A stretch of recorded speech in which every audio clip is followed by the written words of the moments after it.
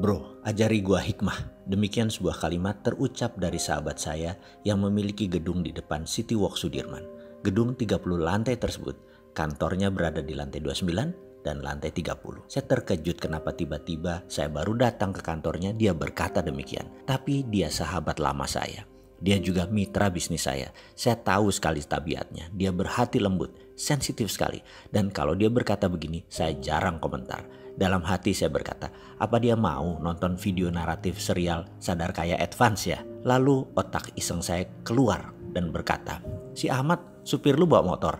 Ada katanya. Kita naik motor keliling Jakarta, saya bonceng bagaimana? Dia kaget karena mungkin sudah 10 tahun dia tidak naik motor. Dia steril dari hal-hal seperti begini. Ayahnya adalah salah satu dari 4 macan konglomerat zaman Soeharto. Dia sekarang pemegang tahta generasi kedua kerajaan bisnis keluarga tersebut. Naik motor? Ya enggak lah. Kemudian dia berkata, oke, why not? Katanya. Kemudian motor supirnya disiapkan di lobi. Siang itu kira-kira jam 3-an. Saya nyetir, dia naik di belakang saya dan saya langsung tancap gas menuju Mall Ambassador, daerah Kuningan. Lalu saya teruskan sampai bypass daerah Pasar Gembrong. Rencana saya balik arah di sana.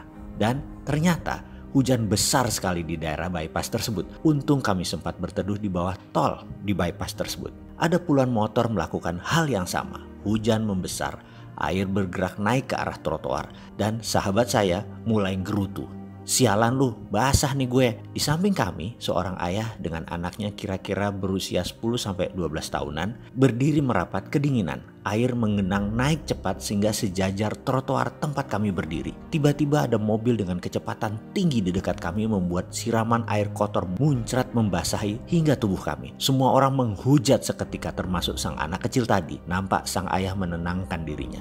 Saya yang berdiri di sampingnya tak kuasa tidak mendengarkan percakapan ayah anak ini. Sudahlah nak, jangan marah. Tapi dia kurang ajar ngotorin semua orang ayah. Kalau kita marah, kata ayahnya, itu energi negatif yang keluar dari diri kita. Dan ingat, dunia ini bulat. Dan sekali lagi, energi itu kekal. Sekali energi itu tercipta, mereka akan terus ada. Dan karena kehidupan ini berputar, energi itu akan kembali ke diri kita sendiri. Saya terdiam, termangu mendengarnya. Begitu juga sahabat saya yang berdiri tepat di samping saya. Sang ayah melanjutkan, mulai sekarang kamu harus bisa mengeluarkan energi hanya yang positif. Misalnya doakan orang tadi agar selamat sampai ke rumah dan ikhlas dalam berdoa.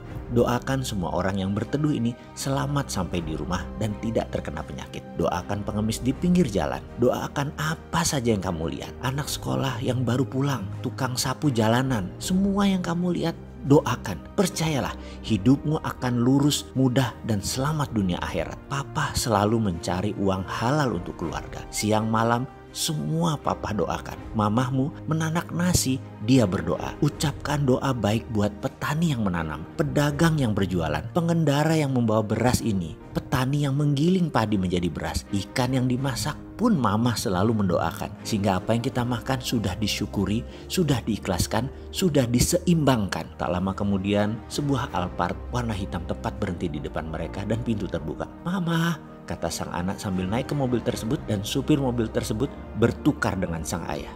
Rupanya ini training day sang ayah ke anak untuk melihat sisi lain dari kehidupan. Itu gumam saya dalam hati. Entah mengapa saya merasa malu teramat sangat. Saya tutup wajah saya dengan helm, menitik air mata saya dan berkata, terima kasih ya Allah, hari ini luar biasa, sebuah pelajaran yang saya dapat. Lalu saya melirik sahabat saya. Ternyata dia lebih parah lagi. Dia menangis deras air mata sambil bergumam, sialan lu bro, lu apain gua? Sialan tuh bapak, kena gua. Gua belum jadi ayah yang baik, gua belum jadi orang yang berpikiran positif. Ya Allah, terima kasih, tobat hamba. Dan saya pun diam saja menanti hujan reda.